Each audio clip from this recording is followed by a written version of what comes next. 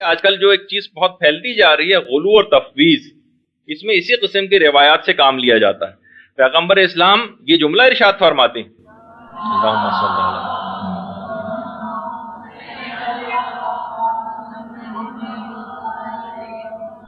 پیغمبر فرماتے ہیں تفسیر صافی میں پیغمبر کا جملہ ہے کہ لا ترفعونی فوق حقی، مجھے میرے حقیقی مقام سے آگے نہ بڑھاؤ، کیونکہ خدا نے مجھے درجہ نبوت پر فائز کرنے سے پہلے مجھے اپنے عبد اور بندہ خاص بنایا ہے۔ مجھے اس مقام تک نہ لے جاؤ، بلکہ پروردگار نے پہلے مجھے، جب ہم کہتے ہیں اشہد ان محمدن عبدہ و رسولہ، رسالت کا تذکرہ بعد میں کرتے، پہلے ان کی بندگی کا تذکرہ کرتے، یہ اللہ کے بندے ہیں، یہ کوئی خدا نہیں ہے، یہ رب نہیں، جیسے کہ آج کل یہ چیز بیان ہو رہی ہے۔ اسی طریقے سے یہ تو تفسیر صافی میں تھا۔ عیون اخبار الرضا، جو امام رضا علیہ الصلوۃ والسلام سے احادیث پہ مبنی کتاب ہے،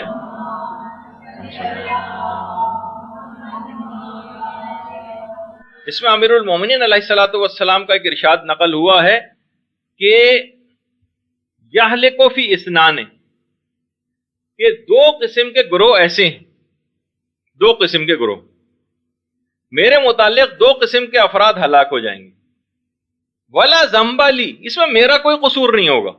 دیکھیے کتنی بڑی بات امیر المومنین فرما رہے ہیں، اس میں میرا کوئی قصور نہیں۔ کون سے؟ حد سے زیادہ بڑھانے والا نام نہاد دوست جو ہمیں حد سے زیادہ بڑھا دے، اور حد سے زیادہ گھٹانے والا بدبخت دشمن۔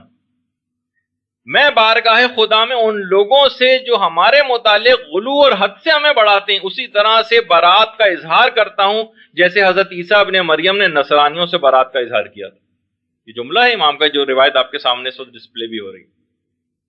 امام نے فرمایا کہ یہ دونوں قسم کے افراد ہلاک ہو جائیں گے، اور یہی فرمان بالکل نہج البلاغہ میں بھی موجود ہے، الفاظ کے کچھ اختلاف کے ساتھ ہے، بس آخر میں ایک بات اور کہی گئی، خیر الناس، یعنی سب سے بہتر وہ لوگ ہوں گے جو کہ سب سے بہتر وہ لوگ ہیں، سب سے زیادہ قابل تعریف حالت ان لوگوں کی ہے جو میرے متعلق درمیانہ روی اختیار کرنے والے، درمیانہ روی اختیار کرنے والوں کی۔ اور اس طریقے کو امام فرماتے ہیں لازمی اسی طریقے کو پکڑ لو، یعنی نہ ان کو مقام الوہیت تک لے کے جاؤ اور نہ ان کو اپنے مقام امامت سے نیچے گراؤ۔ اور چھٹے امام نے ابو بصیر سے ایک جملہ ارشاد فرمایا، اللہم صلی علی محمد و آل محمد۔ امام نے ابو بصیر سے کہا ہے، ابو بصیر ان لوگوں سے اپنی بیزاری کو ظاہر کرو۔ ابو بصیر کو ابا محمد امام کہا کرتے تھے، اے ابا محمد ان لوگوں سے اپنی بیزاری کا اظہار کرو جو یہ گمان کرتے ہیں کہ ہم رب ہیں۔ میں نے عرض کیا، ابو بصیر کہتے ہیں میں نے عرض کیا خدا ان سے بیزار۔ تو بہرحال اسی طریقے سے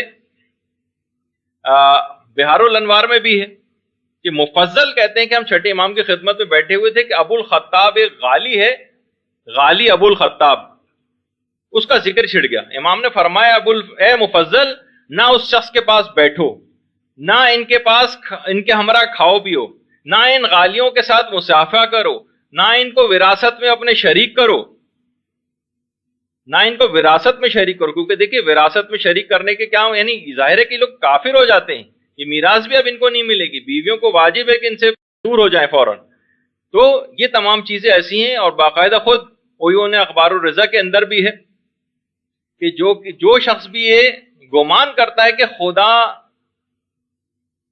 نے پیدا کرنے کے بعد، خدا نے یعنی پیدا کرنے کی اور رزق کی ذمہ داری ائمہ معصومین کے سپرد کر دی، امام فرما رہے ہیں وہ تفویض کا قائل ہے۔ والقائل بالجبر کافر، احتجاجی تبرسی کی روایت ہے کہ جو شخص بھی یہ گمان کرے کہ خدا نے خلق کرنا اور رزق دینے کی ذمہ داری اپنی ان حجتوں کے سپرد کر دی ہے، وہ تفویض کا قائل ہے۔ اور امام نے جملہ ارشاد فرمایا والقائل بالجبر کافر وقائل بالتفویض مشرک، جبر کا قائل کافر ہے اور تفویض کا قائل مشرک۔ اسی طریقے سے فضل ابن یسار جو امام کے صحابی ہیں، 8ویں امام کی خدمت میں آتے ہیں، اور 8ویں امام ان سے ارشاد فرماتے ہیں اے لوگوں اپنے جوانوں کے متعلق غالیوں سے میل جول سے ڈرو. دیکھیے نوجوانوں کو آپ کے بھائی اور آپ کے بیٹے یہ اس قسم کے افرادوں کے پاس جا کر بیٹھنا نہ شروع ہو جائیں. امام نے فرمایا غالیوں کے پاس بیٹھنے سے بچاؤ، کیونکہ یہ ان کے عقیدہ و عمل کو کہیں خراب نہ کر دیں، کیونکہ غالی خدا کی تمام بری مخلوقات میں سب سے بدتر ہے، جو خدا کی عظمت کو حقیر جانتے ہوئے اس کے بندوں کی ربوبیت کا دعویٰ کرتے ہیں. بہار الانوار کی 7ویں جلد کے اندر روایت ہے جو آپ کے سامنے بھی آ رہی ہے. سو خدا کی عظمت کو گھٹاتے ہوئے بندوں کی عظمت کو بڑھاتے ہیں. اور امام یہ بھی فرماتے ہیں چھٹے امام کے کم سے کم وہ چیز جو دائرہ ایمان سے انسان کو خارج کر دیتی وہ یہ ہے کہ انسان کسی غالی کے پاس بیٹھے، اس کی بات کو توجہ سے سنے اور اس کی تصدیق کرے. جیسے کہ ابھی اگلے کلپس میں آپ کو دکھانے والا ہوں کہ پورے کا پورا مجمع کس طرح سے ان کی تصدیق کر رہا ہوتا ہے. امام فرماتے ہیں کہ جو کوئی کم سے کم چیز دائرہ ایمان سے خارج کرنے والی ہے کسی کو، وہ یہ ہے کہ انسان کسی غالی کے پاس بیٹھے، اس کی بات کو توجہ سے سنے اور اس کی بات کی تصدیق کرے. غالی کی بات مانے، اس کی بات کو توجہ سے سنے اور اس کی تصدیق کر دے. امام نے فرمایا کہ کم سے کم یہ بات دائرہ ایمان سے خارج کرنے والی ہے. اچھا ابھی آپ سنیے، یہ جو حاضرین میں سے جو اب یہ بات سنی، عقیدے کو قبول کیا، اب نعرہ سنیے ان کا.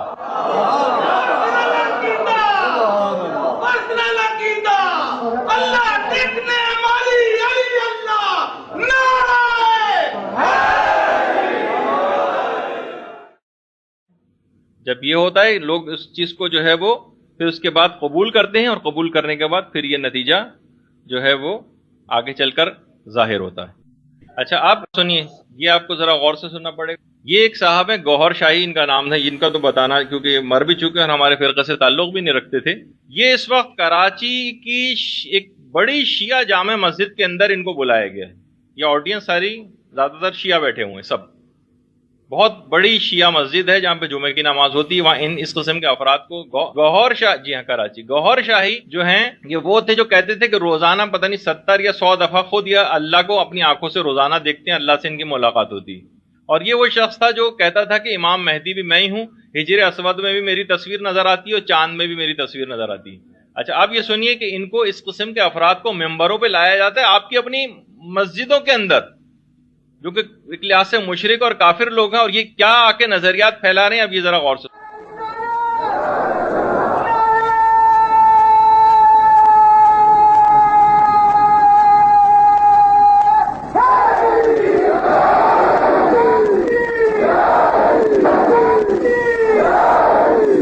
ان 10 پاروں میں ایک بھارت جو ہم نے پڑھی. ایک اور بھی بات ہے، یہ بھی اس اپنی تقریر میں کہہ رہے ہیں اصل میں پاروں کی تعداد 40 ہے. 30 پارے تو عام لوگوں کے لیے اور 10 پارے جو الگ سے ہیں وہ کچھ خاص لوگوں کے لیے ہوتے ہیں. اس کی تفسیر بیان کر رہے ہیں اور سب لوگ بیٹھے سن رہے ہیں. ہم نے آج تک وہ کسی کو نہیں بتائی کہ لوگ سمجھ نہیں سکیں گے، خام خواہ ہمارے خلاف ہو جائیں گے. ہم نے سنیوں کو بھی نہیں بتائی، شیعوں کو بھی نہیں بتائی. کہہ رہے ہیں میں ایک بات ایسی بتانے والا ہوں کہ جو آج تک میں نے اس سے پہلے کسی کو بھی نہیں بتائی، نہ سنیوں کو بتائی ہے نہ شیعوں کو بتائی ہے، کیونکہ لوگ بات کو سمجھیں گے نہیں، میرے خلاف ہو جائیں گے. لیکن آج کیونکہ سنی شیعہ ایک ساتھ بیٹھے ہوئے ہیں لہٰذا بتا رہا ہوں. وہ کون سی بات غراض کی ہے وہی سنیے. آج تو دونوں اکٹھے ہو گئے ہیں نا، اب سوچتے ہیں ان کو بتا ہی دو.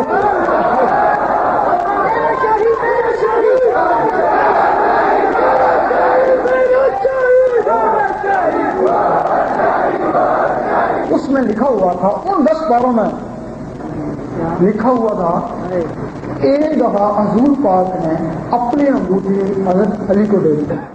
ایک دفعہ ان 10 پاروں میں جو الگ سے کوئی 10 پارے ہیں ان میں لکھا ہوا ہے کہ ایک دفعہ رسول خدا نے اپنی انگوٹھی حضرت علی کو دے دی. انگوٹھی حضرت علی کو پہنا دی، انہوں نے پہنی.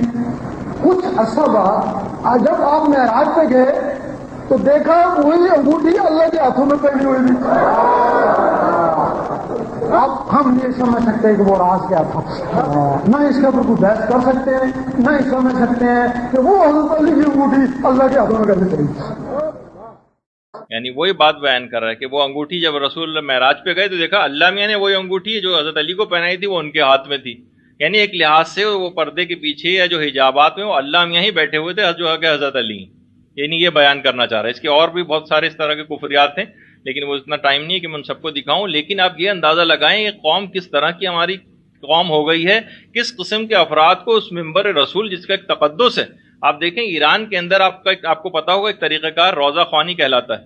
وہاں پہ علماء تمام افکار خود بیان کرتے ہیں. جب مصائب پڑھنے کی باری آتی ہے تو ظاہر ہے اس کے اندر ایک تھوڑی سی ایک وہ چاہیے ہوتی ہے آواز کو ایسا بنانا کہ لوگ روئیں. اس کے لیے پھر ایک ذاکر الگ سے اہتمام کیا جاتا ہے. لیکن کیا ہے کہ وہاں فضائل، مناقب اور جتنے بھی جو اسلامی احکامات ہیں وہ علماء نے اپنے ہاتھ میں لے کر رکھے ہیں. وہ عام لوگوں کو اجازت نہیں کہ جو چاہیں ممبر پہ بیٹھ کر بیان کریں. لیکن کیا ہے ہمارے ہاں ممبر پہ واقعی بھوتوں پریتوں نے بسیرا کر لیا. تو اب آپ دیکھیں کہ یہ افراد تھے اس قسم کے کہ جن کو ان کا اپنا فرقہ ریجیکٹ کر چکا تھا. لیکن یہ کہ یہاں پر ہاتھوں ہاتھ کیے گئے اور اتنی بڑی شیعہ جامع مسجد کے اندر لوگ کیسے ان کے لیے جو ہے نعرے لگا رہے ہیں. اچھا اب یہ ذرا سنیے. لوگوں کے دلوں کے خیبر کو فتح کرتا ہے، لوگوں کے دلوں کے خیبر کو فتح کرتا ہے. حد ہوش شدہ مگر بے ہوشم، گوئے کے سہری خاموشم. اور جب میں معرفت میں بڑھا اور بڑھا اور بڑھا اور بڑھا اور اللہ کی کل کے آگے سجدہ کیا، علی اللہ کہا تو فرق یہ تھا کہ میں خاموش رہا، نصیری بول پڑا.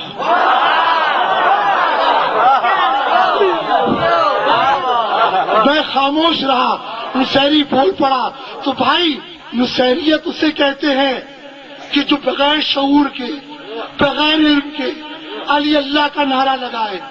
اور سلسلہ قلندریہ اسے کہتے ہیں جو اللہ کی کل علی اللہ کہے، جو اللہ کا چہرہ علی اللہ کہے، جو علم کے خالق کو علی اللہ کہے اور اللہ خود کہے کہ ملائکہ میری کل کے آگے سجدہ کرو.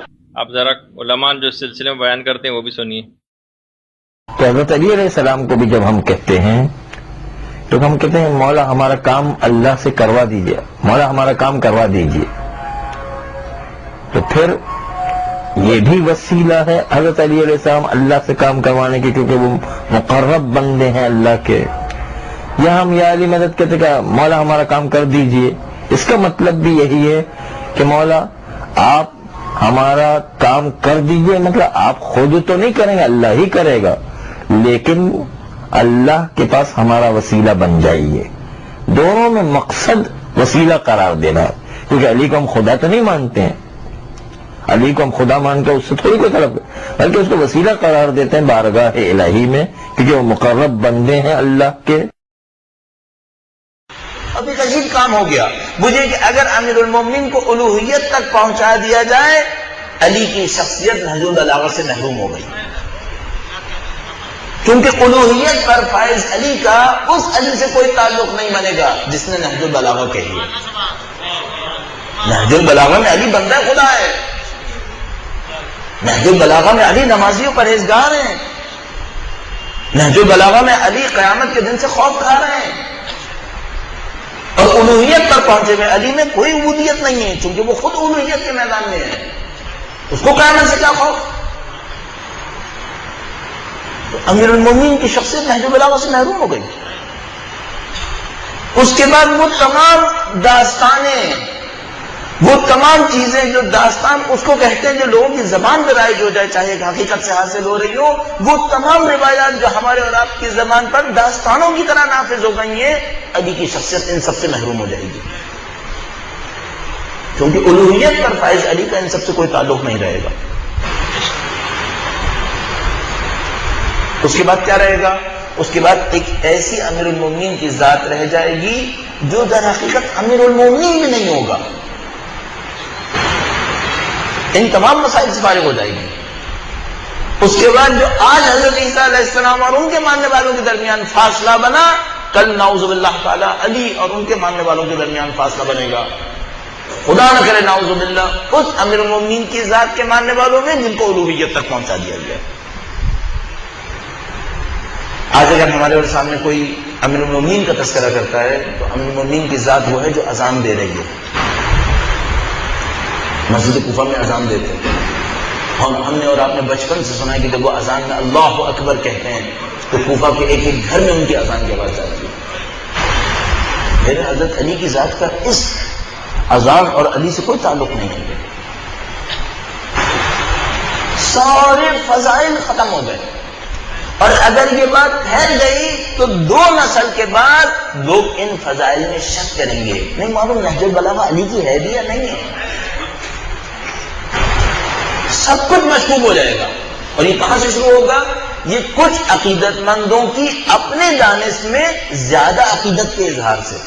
اچھا، اب کچھ چیزیں ایسی ہیں کہ جو آپ کو خاص طور پہ بات بتانی ہے کہ کچھ منقبتیں ایسی پڑھی جا رہی ہیں اور شاعر حضرات جو اس سلسلے میں غلو پھیلا رہے ہیں۔ دیکھیے، پھر ایک بات یہ بتا دی جائے، آپ کی خدمت میں عرض کر دی جائے کہ بہت سارے منقبت خواہ ایسے ہیں کہ جن کو زیادہ اس کلام کے مندرجات میں جو غور نہیں کرتے، یعنی اپنے تئیں ایک لحاظ سے شاید شمار ہو کہ وہ اپنی سادگی میں ان کو پتہ نہیں، بس انہیں اچھی آواز میں کوئی بھی شاعر جو اچھا لکھنے والا ہو اس کا کلام پڑھنا ہے۔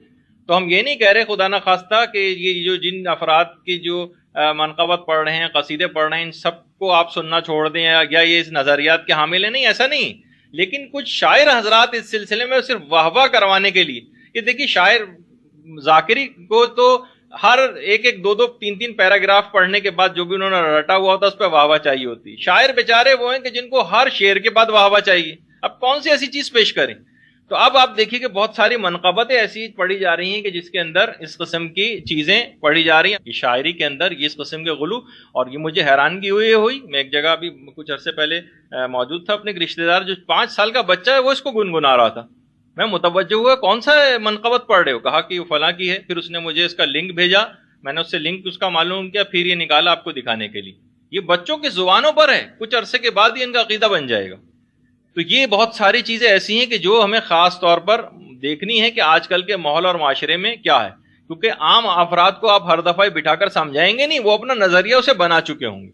اچھا، اسی طریقے سے اس کے اندر ابھی آگے چل کر بھی میں ایک چیز بیان کروں گا، ایک خطبہ البیان ہے کہ جس کے اندر یہ سب چیزیں، ایک جو خطبہ جو کہ امیر المومنین سے ثابت ہی نہیں ہے اور ایک جھوٹا ہے، ان کی طرف منسوب کیا گیا، جس کی تفصیل ابھی آگے چل کے آئے گی، اس کو بیس بنا کر اکثر شاعر حضرات شاعری کر رہے ہیں۔ اب شاعر حضرات یہ مسلسل اپنے کلاموں میں یہ نصیریت کو پیش کر رہے ہیں، سارے شاعر نہیں، یعنی کچھ خاص افراد کا بعض اوقات لگتا ہے کہ ایجنڈا بھی بن گیا ہے، اور لوگوں کو اس طریقے سے، یعنی لوگ جہاں جا رہے ہیں ممبر پہ سننے کے لیے جا رہے ہیں تو ذاکر وہی پڑھ رہا ہے، منقبت سننے کے لیے جا رہے ہیں تو وہ وہی پڑھ رہا ہے، قصیدہ خوانی سننے جا رہے ہیں وہاں سے بھی یہی چیز سن رہے ہیں، مشاعروں کے اندر جا رہے ہیں تب بھی یہی چیز، جشن میں جا رہے ہیں تب بھی، مجلس میں جا رہے ہیں تب بھی، اور مدارس کے اندر کوئی آئے گا نہیں کبھی کوئی چیز سیکھنے کے لیے، سمجھنے کے لیے، اور علماء حقہ کے پاس کبھی بیٹھ کے عقائد کی توثیق کے لیے جائے گا نہیں، تو کیا ہے کہ پوری قوم یرغمال بن جائے گی ان لوگوں کے ہاتھوں۔ یعنی حضرت علی نے حضرت آدم کا جو خمیر انہوں نے گوندا تھا۔ اب دیکھیے، ابھی آگے چل کر میں گفتگو میں ذکر کرنے والا ہوں کہ ائمہ معصومین، یہ تمام پوری کائنات، یہ کہنا بالکل صحیح ہے کہ ائمہ معصومین کے صدقے میں بنی ہے، ہم ائمہ معصومین کے صدقے ہی میں سارے رزق کھاتے ہیں، اور سب کے سب قائم و دائم اگر اس دنیا میں پوری کائنات کا جو فرش بچھائے گئے ہیں ان کے صدقے میں بچھایا گیا ہے، ان کا صدقہ سب کھاتے ہیں۔ لیکن یہ کہنا کہ وہی رزق دینے پر مقرر ہیں، اب گویا خدا کچھ نہیں کرتا، وہی خلق کرتے ہیں، وہی مارتے ہیں، وہی رزق دیتے ہیں، یہ تمام کے تمام مفوضانہ اور غالیانہ عقائد ہیں جن کی ائمہ معصومین علیہ السلام نے سختی سے تردید کی۔ بہت باریک سا فرق بنتا ہے بعض اوقات، دیکھیے جس طریقے سے شہادت میں اور ہلاکت میں معمولی سا فرق ہو جاتا ہے، عقائد کے اندر آپ نے دیکھا کہ اور دعاؤں تک کے اندر ایک جملے کا، ایک حقیقی بات کا بھی امام اگر کوئی سچی بات بھی ہوتی تھی تو الگ سے اضافہ کرنے کو ناپسند کہتے تھے جو ہم نے بتایا ہے صرف اسی مطابق کرو۔ تو یہ اگر اس قسم کے ہم چیزوں کے اندر پڑھیں گے اور نظریات کے حامل ہو جائیں گے تو یہ عقائد کے سلسلے میں ایک بہت خطرناک معاملہ ہوگا۔ معاملات اتنے سادہ نہیں رہے۔ دیکھیے شاعروں کا کام یہ حقیقت ہے کہ بہرحال کچھ نہ کچھ مبالغے کے اوپر چلتا ہے، لیکن مبالغہ میں شاعری میں اس قسم کا مبالغہ کر کے اللہ کی شان کو کم کر کے بندوں کی شان کو اس سے زیادہ بڑھایا جائے صرف واہ واہ کروانے کے لیے کہ واہ واہ کیا شاعری کی ہے، اس پہ ہم اپنی توحید کو قربان کر دیں۔ لیکن کیا ہے، یہ پھر لوگوں کی زبان زد عام یہ چیز ہو جاتی ہے، اور پھر جب وہ عقیدہ بنانے میں انہیں بہت آسانی ہو جاتی ہے۔ آہستہ آہستہ آپ کو پتہ ہے کہ باطل کا کبھی بھی ایک دم سے شارٹ ٹرم ٹارگٹ نہیں ہوتا۔ کوئی بھی چیز جو اس کو آج سے 25 سال بعد 30 سال بعد اگر کوئی کام لینا ہے تو اس کی منصوبہ بندی ان کے تھنک ٹینک بہت پہلے سے شروع کر دیتے ہیں۔ ایک دم سے کسی کے نظریات اور عقائد کو بدلا بھی نہیں جا سکتا، بعض اوقات نسلوں کی تبدیلی لازمی ہوتی۔ انہوں نے اپنے کام کرنا شروع کر دی، شاعروں کو بھی بہت سو کو اس کام کے اوپر لگایا ہوا ہے، ممبروں کو بھی بعض اوقات خریدا ہوا ہے، اس قسم کے افکار مسلسل پھیلانے والے افراد اس قسم کے افکار بھی پھیلا رہے ہیں۔ لیکن آپ ائمہ کی تعلیمات اگر دیکھیں کہ بصائر الدرجات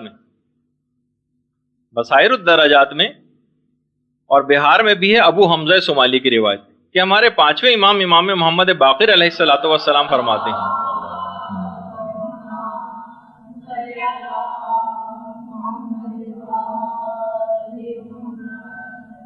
کہ اے ابو حمزہ، نہ تو علی کو ان کے مقام سے پست کرو جس پر خدا نے ان کو فائز کیا ہے، اور نہ ہی اتنا بلند کرو جس قدر خدا نے ان کو بلند کیا ہے، اس سے زیادہ بلند نہ کرو۔ علی کی عظمت کے لیے پانچ امام فرماتے ہیں کہ اتنی بات بہت کافی ہے کہ وہ زمانے رجت میں جنگ و جدال کریں گے اور اہل جنت کی تزویج فرمائیں گے۔ اور اسی طریقے سے عیون اخبار الرضا کی روایت ہے، اور یہی بہار الانوار میں بھی ہے، ابو ہاشم جعفری کی، بہار میں بھی ہے اور اس میں بھی، کہ ابو ہاشم جعفری کہتے ہیں کہ میں نے 8ویں امام سے پوچھا کہ مولا یہ بلکہ غالیوں اور مفوضہ کے متعلق گفتگو نکل آئی۔ دیکھیے اس زمانے سے یہ لوگ چلے آ رہے ہیں اور ان کی ائمہ مسلسل مذمت کرتے آ رہے ہیں، انہیں کنٹینیوشن آج بھی۔ کیا میں نے، ابو ہاشم جعفری کہتے ہیں، میں نے امام سے غالیوں اور مفوضہ کے متعلق دریافت کیا تو امام نے فرمایا غالی کافر ہیں اور مفوضہ مشرک ہیں، جو ان کے پاس بیٹھے، جو ان کے ساتھ میل جول رکھے۔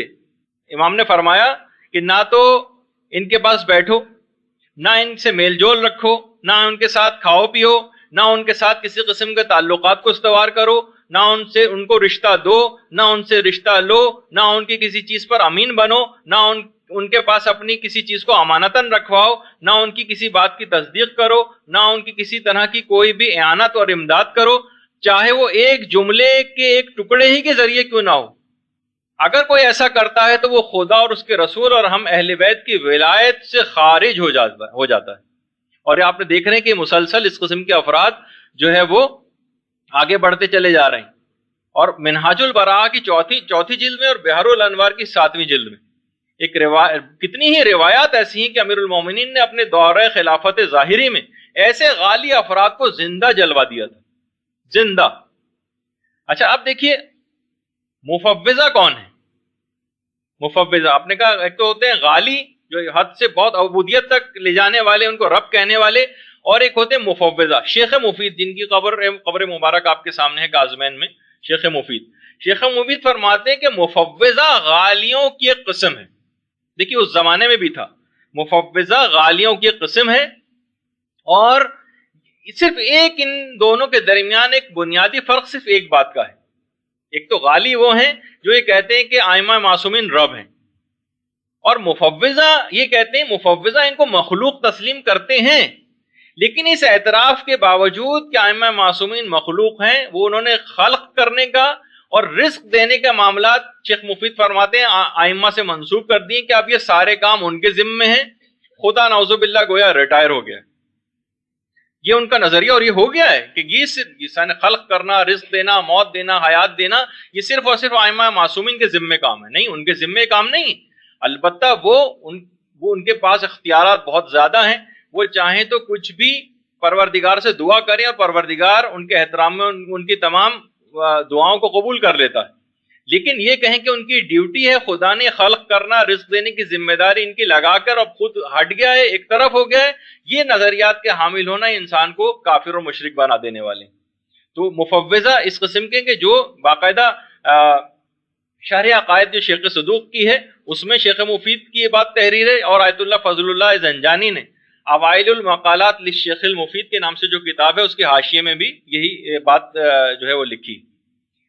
اچھا اب ایک شبہ پیدا کیا جاتا ہے اور ایک بڑا عقلی ٹائپ کی ایک چیز لوگوں کے سامنے پیش کی جاتی ہے کہ بھئی دیکھیے یہ معصومین کے حق میں تو غلو ہو ہی نہیں سکتا، کیونکہ غلو اس جگہ پر ہوگا کہ جب ہمیں ان کی فضیلتوں کی حد پتہ ہو، اور کیونکہ ان کی فضیلتوں کی کوئی حد موجود ہی نہیں، ان کی کوئی فضیلتوں کی کوئی حد ہے ہی نہیں، تو ہم کیسے کہہ سکتے ہیں کہ یعنی ان کے حق میں تو غلو ہو ہی نہیں سکتا۔ یہ ممبروں سے بات کہی جاتی ہے اور لوگ بظاہر ایک عقلی مغالطے کے اندر لوگوں کو مبتلا کیا جاتا ہے۔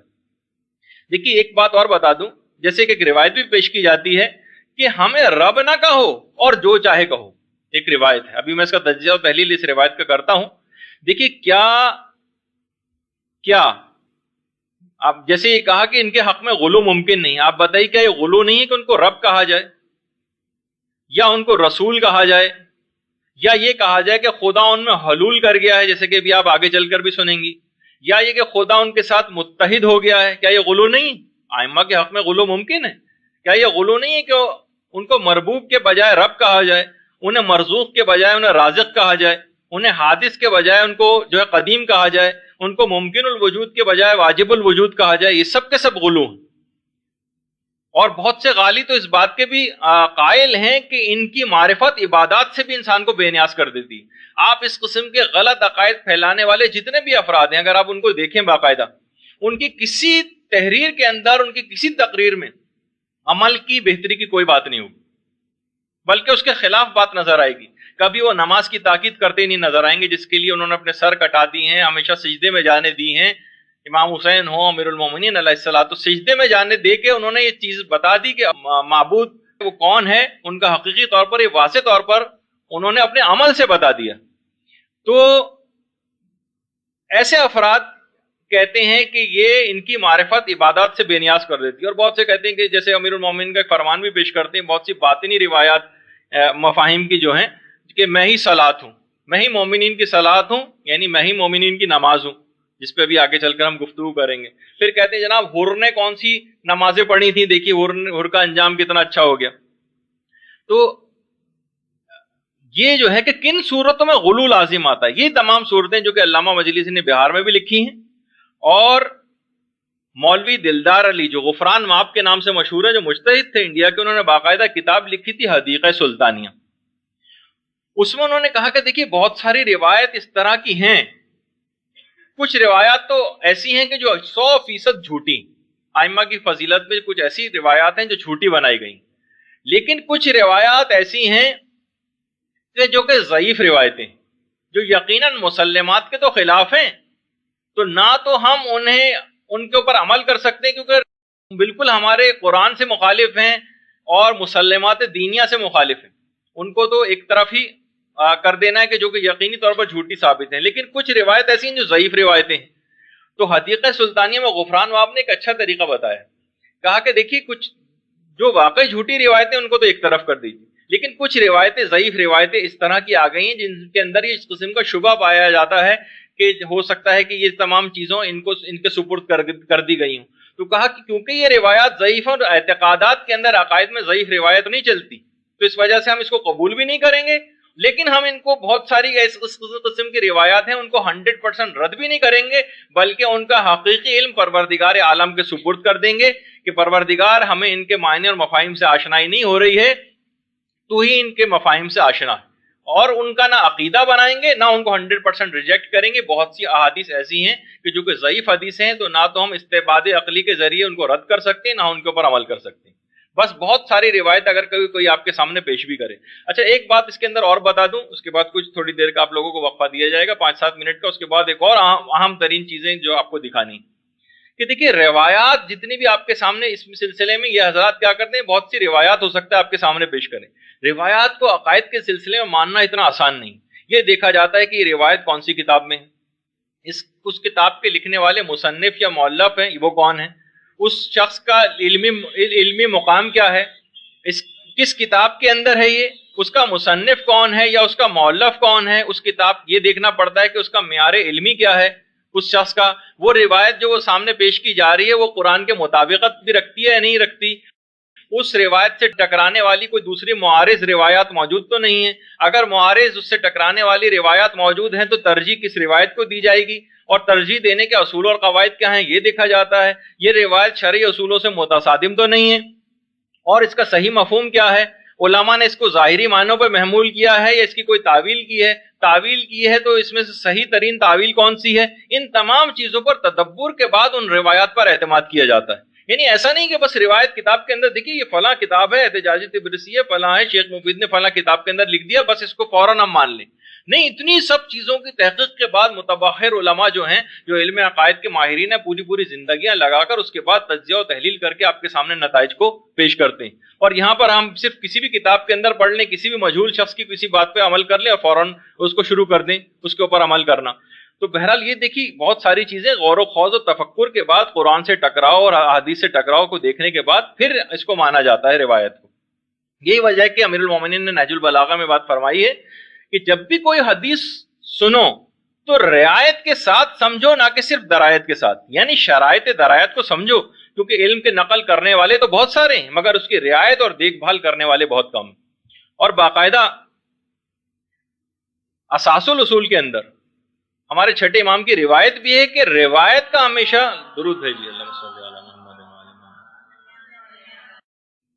ایک روایت کا صحیح طور پر سمجھ کر بوجھ کر نقل کرنا 1000 روایات کو نقل کرنے سے بہتر، ایک روایت کا فقط سمجھ لینا۔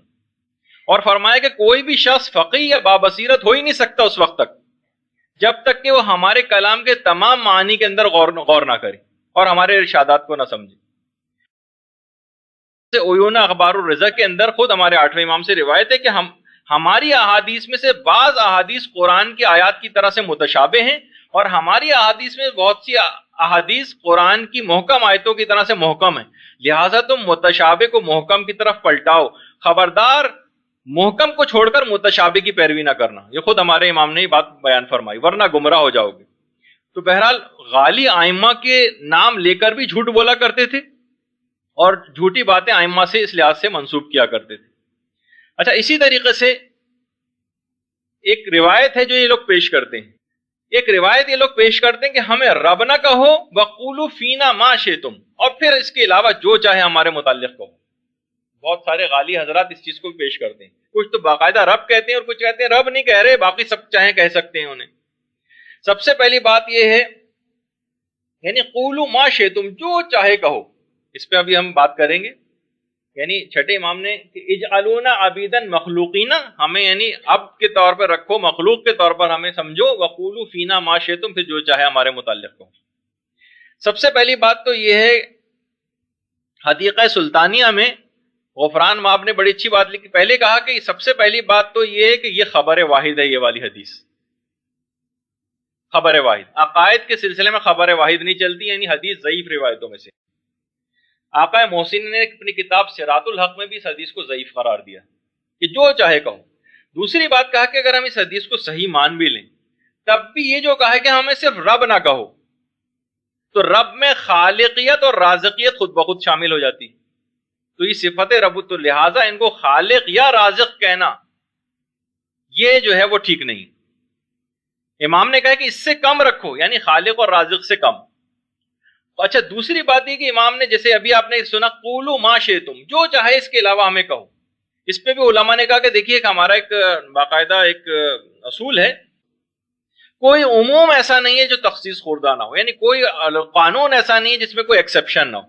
کیا ہم کہہ سکتے ہیں کہ یہ جو قانون آپ کے سامنے، جیسے ایک حدیث ہے من قال لا الہ الا اللہ دخل الجنہ، جو شخص بھی لا الہ الا اللہ کہے وہ داخل جنت ہو جائے گا، کیا یہ امام کا جملہ یا معصوم کا جملہ تمام فرقوں کی نجات کا سبب بن سکتا ہے؟ یہ بات تو دشمنان اہل بیت بھی کہتے ہیں، یہ تو قادیانی بھی کہتے ہیں، یزیدی فوج کا لشکر بھی یہ لا الہ الا اللہ کہتا تھا۔ اس کے معنی یہ ہوئے کہ اس روایت کے اندر بھی تخصیص ہے، قولوا فینا ما شئتم، جو چاہے ہمارے متعلق کہو، اس کے معنی کہ اس کے اندر بھی کچھ چیزیں ایسی ہیں کہ تمہیں وہ فضائل کو بیان کرنے کی اجازت ہے کہ جو قواعد شرعیہ سے اور اسلام کی محکم تعلیمات سے متصادم نہ ہو۔ یہ ایسا نہیں ہے کہ قولوا فینا ما شئتم میں جو چاہے ہم اپنی طرف سے گڑ گڑ کر اماموں کی طرف منسوب کرتے چلے جائیں، تو یہ اس کا صحیح مفہوم ہے۔ اچھا، اسی طریقے سے ایک اور بھی چیز ہے جس کو تقصیر کہا جاتا ہے۔ تقصیر کہتے ہیں امام کو اپنے مقام سے گرانا۔ اچھا، اس میں کیا چیزیں شامل ہیں؟ مثلا امام نہ ماننا ان کو، یا امام کو واجب الاطاعت نہ سمجھنا، یا ان کو حجت خدا نہ سمجھنا۔ مقصر وہ نہیں ہے۔ آپ اب کیا کرتے ہیں کہ جو بھی کوئی اعتراض کرتا ہے بھائی یہ تو آپ خالقیت، رازقیت، اماتت اور آہیہ جو آپ خدا کے کام ہیں یہ ائمہ معصومین کے ذمے کیوں آپ سپرد کر رہے ہیں، تو وہ کہتے ہیں یہ مقصر ہے۔ مقصر اس کو نہیں کہتے، مقصر اس کو کہتے ہیں جو ان کو امام نہ مانے، واجب الاطاعت نہ سمجھے، حجت خدا نہ سمجھے، یا ان کو ایک عام فرد کی طرح سے سمجھے۔ ان کے فضائل ہیں، پروردگار کے بعد از خدا بزرگ، تو یہ قصہ مختصر، وہ تو اپنی جگہ سب صحیح عقائد انہی کے صدقے میں کائنات بنی اور ہم سب انہی کا صدقے کا جو ہے رزق ہے وہ کھاتے ہیں، لیکن ان کو خالق ماننا، رازق ماننا، موت دینے والا ماننا، رزق دینے والا ماننا، قیامت میں مردوں کو اٹھانے والا ماننا، میدان حشر میں جمع کرنے والا ماننا، اور اس طرح کے جو خدائی صفات ہیں وہ ساری کی ساری آپ کہیں کہ وہ پروردگار گویا ریٹائر ہو گیا اور محمد و آل محمد علیہ السلام کے ذمے یہ سب چیزیں کر دی ہیں اس نے، اور اب وہ کچھ نہیں کرتا۔ یہ نظریات رکھنا جس کے حامل افراد کی تعداد بہت بڑھتی چلی جا رہی۔ تو جب یہ آئمہ یہ بات میرا تو لو۔ اچھا، ایک اور چیز بھی ہے، دیکھیے غلو غلو جو ہے وہ تقصیر سے زیادہ خطرناک ہے. باقاعدہ ایک کتاب ہے میرۃ الانوار، بہار میں بھی ہے، کہ ائمہ بھائی فرماتے تھے کہ اگر غالی ہماری طرف رجوع کرنا چاہے، غالی ہماری طرف رجوع کرنا چاہے تو ہم اسے قبول نہیں کریں گے، مقصر ملنا چاہے گا تو قبول کر لیں گے، اگرچہ ہلاکت اخروی میں دونوں شریک ہیں.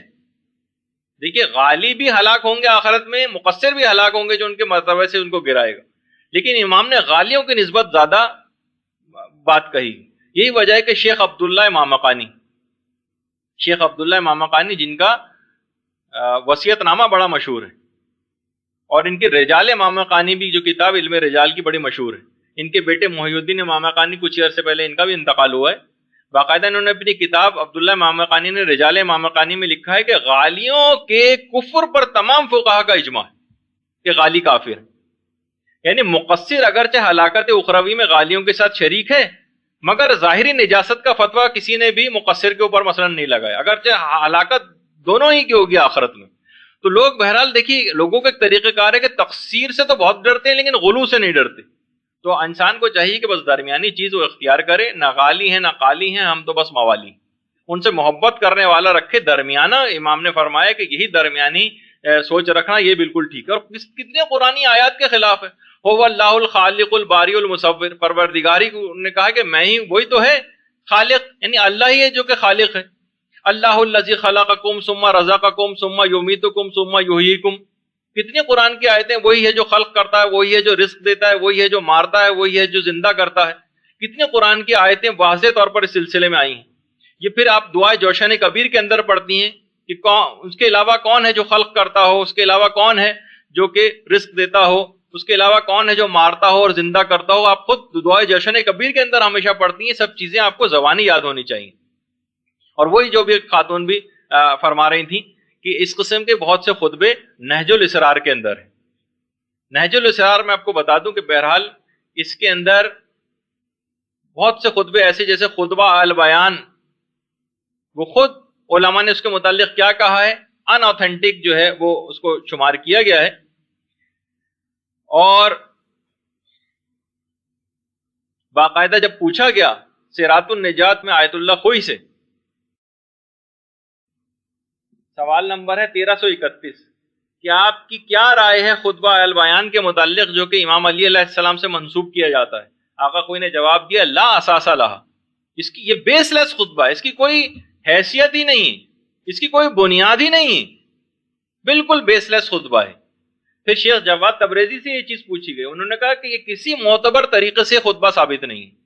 آیت اللہ فاضل لنکرانی سے پوچھا گیا، یہ دیکھیے سب آپ کے سامنے فتاوے آ رہے ہیں ان کے، کہ وہ کہتے ہیں کہ یہ کسی بھی معتمد قابل اعتماد کتب شیعہ کے اندر یہ خطبہ کہیں پایا نہیں جاتا. آیت اللہ سیستانی نے فرمایا کہ ان سے ان کی نسبت دینا صحیح نہیں ہے خطبہ البیان سے. آیت اللہ سعید الحکیم نے فرمایا کسی طریقہ معتبر سے یہ خطبہ ثابت نہیں. اور باقاعدہ اس خطبوں کی باقاعدہ دیکھیے کچھ ای میلیں ہیں جو باقاعدہ پورے گروپس ہیں جو کہ اس بات کو پھیلا رہے ہیں کہ ان کو جو ہے رازق اور خالق مانا جائے، جیسے کہ وہ خیر الرازقین ہے، رزق دینے والوں میں سب سے بہتر ہے. اس کا مطلب ہے اور بھی بہت سارے رزق دینے والے ہیں، وہ تمام خالقوں میں سب سے زیادہ بہتر ہے. اس کا مطلب ہے اور لوگ بھی خلق کرنے والے ہیں. باقاعدہ ای میلیں کی جا رہی ہیں، پورے گروپس بنا کے یہ اس سلسلے میں کام ہو رہا ہے. دیکھیے یہ بہت اہم باتیں ہیں. یہ دین کے اندر اس طرح کے جو ہے وہ انحرافات یہ مسلسل جو ہے وہ آگے بڑھتے چلے جا رہے ہیں. تو بہرحال ایک وہ جو خطبہ البیان ہے اس میں یہ کہ میں ہی بادلوں کو پیدا کرنے والا ہوں، میں ہی زمین کو جو ہے بچھانے والا ہوں، میں ہی آسمانوں کو بلند کرنے والا ہوں، میں ہی مومنین کو قبروں سے نکالنے والا ہوں، تمام عالموں کو پیدا کرنے والا میں ہوں، میں نے ہی سورج کو روشن کیا ہے، میں نے ہی ستاروں کو پیدا کیا ہے، میں ہی رحموں میں مادر کے رحموں میں بچوں کی تصویر کشی کرتا ہوں، میں ہی ہڈیوں کو پر گوشت پہنانے والا ہوں، میں ہی رزق دینے والا ہوں. اور ایک بہت بڑا خطبہ. سب سے پہلی بات یہ کسی معتبر کتاب کے اندر یہ خطبہ نہیں، حتیٰ کہ مستدرک نہج البلاغہ، نہ نہج البلاغہ میں نہ مستدرک میں جو خطبے نہج البلاغہ میں شامل ہونے سے رہ گئے تھے ان کو مستدرک نہج البلاغہ کے اندر شامل کیا گیا. صرف ایک کتاب ہے کوكب دری، اس کے مؤلف نے کسی گمنام شخص خواجہ دیدار کے حوالے سے ایک خود سوچئے نا، یہ بھی میں نے اس سے پہلے پورا کہا کہ ائمہ کی شدت گرفت اتنی تھی. ائمہ کہتے تھے عقائد کے سلسلے میں فلاں سے رجوع کرو، ماہرین سے رجوع کرو، زکریا ابن آدم، یونس ابن عبد الرحمن، فضل ابن شازان اور کتنے ایسے جو ہیں سب کے نام جو ہے آپ کی خدمت میں پیش کیے گئے. اور خود علامہ مجلسی نے بہار الانوار کی 7ویں جلد میں، کیونکہ یہ خطبہ البیان بار بار آپ کے سامنے پیش کیا جائے گا، کیونکہ اس اب ذاکرات بھی اس فیلڈ کے اندر بہت آ گئی، ذاکرات آ گئی ہیں اس فیلڈ میں آپ کے سامنے، اور جب وہ بیان کریں گی تو خطبہ البیان کا حوالہ دیں گی تو آپ کے پاس تمام دلائل ہونے چاہیے۔ تو علامہ مجلسی نے بہار کی 7ویں جلد میں لکھا کہ خطبہ البیان اور جیسے دیگر خطبے جو ہیں اس سے مشابہت رکھنے والے، اس سوائے غالیوں کی کتابوں میں کے علاوہ ان کا کہیں تذکرہ نہیں ملتا۔ ورنہ مولا علی کی شان تو یہ تھی کہ ان کے خطبے توحید کی شان سے لبریز نظر آتے ہیں۔ علماء مصر خاص طور پر یہ بات کہہ اٹھے کہ اگر امیر المومنین کے یہ خطبے نہ ہوتے تو مسلمانوں کو توحید کی حقیقی معرفت ہی نہ ہوتی۔ علماء مصر تک چیخ اٹھے اس بات پر، اور ان خطبوں میں کیا ہے کہ توحیدی کے اوپر ہاتھ صاف کر دیا گیا ہے، اور بالفرض اگر ان خطبوں کو ہم صحیح بھی مان لیتے بالفرض محال، تب بھی ان کی تعویل کرنا پڑتی کہ ائمہ اور مولائے کائنات جو ہیں وہ علت غائیہ ممکنات ہیں، یعنی ان کے صدقے میں یہ سب چیزیں ہوئیں، وہ نہ ہوتے تو خدا زمین کو نہ بناتا، نہ وہ نہ ہوتے تو خدا آسمانوں کو پیدا نہ کرتا، وہ نہ ہوتے تو نہ سورج ہوتا، یعنی ان کی تعویل کرنا پڑتی۔ یہ ایسا نہیں کہ ہم بالکل اس کو ویسے ہی حالت میں قبول کرتے چلے جائیں۔ تو بہرحال یہ تمام چیزیں ایسی ہیں کہ یہ اس میں خاص طور پر آپ کو خیال رکھنا